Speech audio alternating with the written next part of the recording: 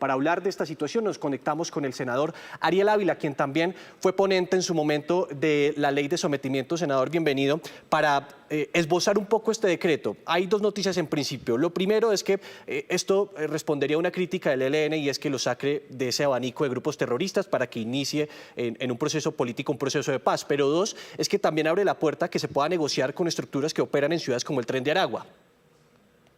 Nicolás, ¿cómo está? Buenos días y a todas las personas que nos ven y nos escuchan. Nicolás, yo creo que lo segundo es la parte más importante de esto. Entonces, yo creo que aquí hay dos decisiones. Vamos rápidamente. Hace casi un par de años se prorrogó la Ley de Orden Público, creada en el año 97 y que en el gobierno Petro se llamó la 2272. Ahí se abrieron los caminos de tener negociaciones de paz y procesos de sometimiento.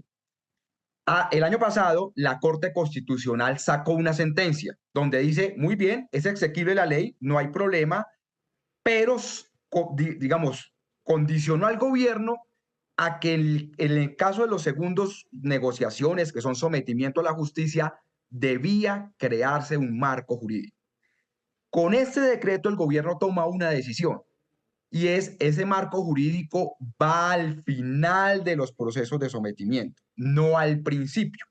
Por eso lo que hace es reglamentar posibilidades como los chotas, los espartanos, un sector de la oficina de Envigado para negociar con ellos, crea el piso jurídico y eso obviamente va a permitir que las mesas tengan sustento jurídico, Sí. pero obviamente al final se va a requerir un proceso de una ley o un marco jurídico de sometimiento. Y frente al primer punto, que es el tema del ELN, estaba cantado que eso iba a pasar. Y de facto, pues el ELN tiene un reconocimiento político. Ahí no hay mucho, pero lo importante es lo segundo. Claro que sí. Incluso, senador, pues este decreto también menciona dos temas importantes y es que pues vuelve a establecer esa figura de gestores o promotores de paz. Se va a entregar esa boleta si el gobierno así lo decide y van a ser supervisados por el IMPEC y el Consejo de Paz. Pero hay un asunto que llama poderosamente la atención, que es zona de ubicación temporal. En el segundo caso que usted nos mencionaba, por ejemplo, que es el caso de los chotas, los espartanos e incluso el Tren de Aragua, pues como operan en la ciudad, abre la puerta a que estas negociaciones se puedan hacer en ciudades, ese sometimiento. A ver, esa es una parte muy interesante del decreto. Entonces, en la ley 2272, la que se prorrogó hace 2 años, se estableció la posibilidad de crear, el nombre exacto es zona de ubicación temporal, la misma figura que se utilizó en su momento con las extintas FARC. Y se dijo, no pueden estar en zonas urbanas, en zonas de cultivo de uso ilícito y en zonas de minería. Entonces la pregunta es, si se va a negociar con chotas, espartanos, un sector de la oficina, esos son zonas urbanas, en el caso de Medellín, ¿qué se va a hacer ahí? Ahí lo que seguramente tendrá que hacer el gobierno es que esa zona de ubicación tendrá que estar, por ejemplo, en una guarnición militar, en una comando de policía o estar a las afueras de una ciudad. Pero por ley no se permiten zonas urbanas. Ahí vamos a ver cómo le encuentran la curva a la ley, pero está claramente prohibido zonas urbanas. Claro, Nicolás. y es que en ese punto, senador, hay una ambigüedad en la redacción porque ellos pues dicen que estos procesos o estas zonas de ubicación temporal son en zonas rurales y urbanas. Tal vez debería quedar explícito eso que está establecido en la ley para el caso de estructuras como ya lo mencionábamos, como los chotas o los espartanos o los mexicanos en el Chocó. Ahí, digamos, yo creo que un decreto no puede modificar la ley, un decreto lo más que puede hacer es reglamentarla. En ese caso, seguramente el gobierno, si avanzan las negociaciones con chotas, espartanos o con un sector de la oficina, o lo que vaya a pasar, por ejemplo, en Quibdó, pues tendrá que sacar una reglamentación adicional.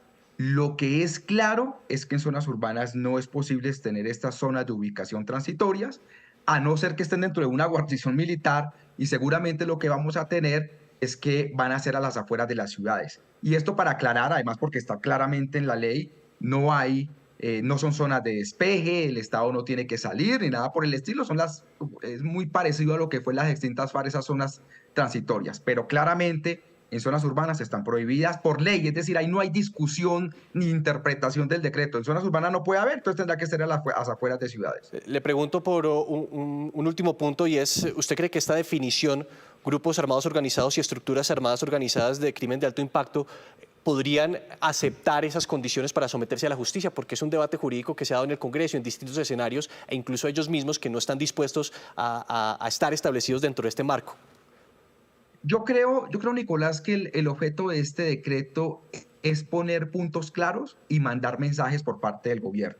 Seguramente este decreto tendrá la aceptabilidad para chotas, espartanos, los mexicanos, los conquistadores de la sierra, pero tal cual está este modelo y si el marco jurídico va al final del sometimiento, yo creo que grupos grandes como el Clan del Golfo y demás difícilmente van a entrar a este proceso. Yo creo que, pero llevamos un año, casi un año y medio, con una situación de indeterminación impresionante, donde el gobierno no tomaba una decisión. Aquí yo creo que toma una decisión, los grupos más pequeños, más acorralados, seguramente se podrán someter, pero yo viendo este decreto y sin marco jurídico todavía veo que grupos grandes va a ser muy difícil que se someta. Esa es como Sí. la realidad que estoy apreciando en este momento. Pero en suma, senador, y en resumidas cuentas, pues este decreto abre la puerta para que el gobierno pueda negociar o establecer diálogos con estructuras criminales que operan en ciudades.